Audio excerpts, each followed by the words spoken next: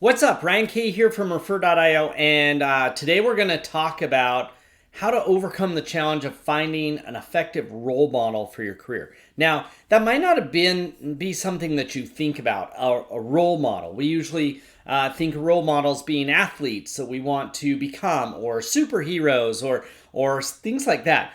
Not just average, ordinary, everyday people. But when it comes to actually figuring out how to progress from where you're at today to the job you want to have in 5 or 10 years, a role model is extremely valuable. Now, before we jump in, take a second, go ahead, hit subscribe, like this video, and share it with a friend. Now, let's jump in and talk about this. I bet that you have felt stuck before in your career. And if you watched my last video, we talked about how to identify the potential jobs you might want 5 to 10 years out. That's kind of, maybe it's not your dream job, but it's your goal job of this current stage in life that you're at. And I usually think about life that I might have, 3 or 4 stages that I go through, and 5 to 10 years, that's a pretty good time period.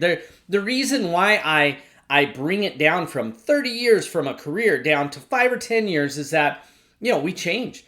We evolve as we grow up. This idea that we're going to be stuck in the same exact path for this long period of time makes it so that you overthink and put too much pressure on your decision of what job you want. Now, once you've decided, hey, I've got 3 or 5 jobs that are my potential job for me to be aiming towards the next 5, maybe 10 years, now it's time to find some role models.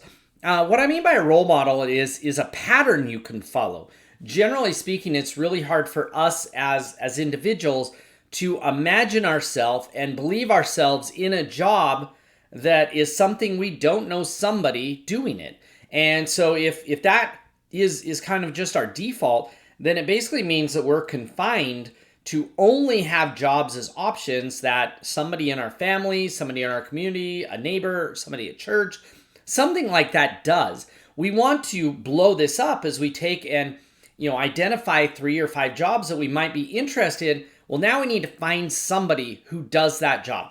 And luckily with the internet, it's actually honestly really easy.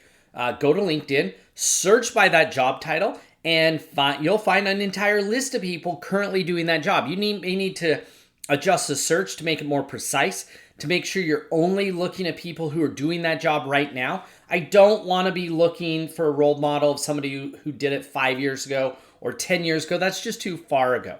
I would focus on somebody doing it right now today. Make a list. So you've got your 5 jobs that you might be interested in. Make a list of 3 to 5 people that you found on LinkedIn. If it's a job where there's not a lot of people on LinkedIn, you might go do a resume search on Indeed. Go to Indeed.com, click on employers, click on resumes, and search and find some resumes. Personally, though, I prefer LinkedIn. And so find your 5 potential role models. And you want to spend some time and kind of look at their history. Like, what jobs did they have before they got in that job? What was the path that led them there? What type of skills, what type of software do they know? What type of things are they mentioning on LinkedIn, etc., to just get a good feel for it. Now, what are we going to do with these role models? Well, number one, we're going to be able to identify the path they took from beginning to getting to where they're at now. But number two, we're going to reach out and actually engage with them. You see, the great thing about LinkedIn is our ability to request a connection with them. And when we request that connection, we want to actually tell them why we're reaching out. So I came up with a list of steps. Our goal is to identify these role models so that we can track their career path. We can track, if you think about it, almost like the roots from a tree. There's one tree here, but there's many roots coming down in different directions. Well, if you put your job there at the top and look at the goal job 5 to 10 years from now, look at all the different roots or paths that led into it, and it will give you an idea that there's generally lots of different ways to get into a job. And when I'm mapping out those paths, which we'll talk about in a minute in the next video, I want to know what job and what industry. But in this instance, we want to identify individuals who are there. We want to look at what's on their profile. And then we want to actually engage with them. So step one, research. Identify the job titles and industries you're interested in. Number 2, analyze and find profiles of people currently doing the job. Number 3, reach out and connect with them.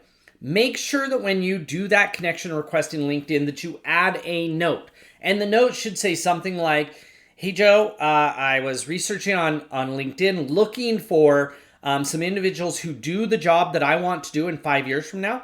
I'm aspiring to become like you, and I just wanted to connect with you. Hopefully ask you a few questions about why you like doing the job you do. It's okay to totally ask for help in that connection note, but most importantly, tell them why you're connecting with them, because they most likely don't know you, right? And at that point, you can then engage with them.